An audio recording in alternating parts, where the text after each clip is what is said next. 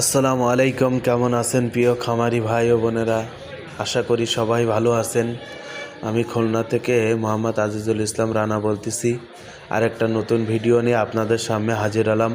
আপনারা দেখতে পাচ্ছেন একদিন বয়সের ক্লাসিক সোনালী মুরগির বাচ্চা আমাদের হ্যাচিংয়েতে বের হয়ে এনে এখন খাবার পানি খাওয়াচ্ছি। কিছুক্ষণ পরে এই বাচ্চাগুলো আবার প্যাকেটিং হয়ে ডেলিভারি দিব। এখানে বাচ্চা আছে মোট 600 পিস।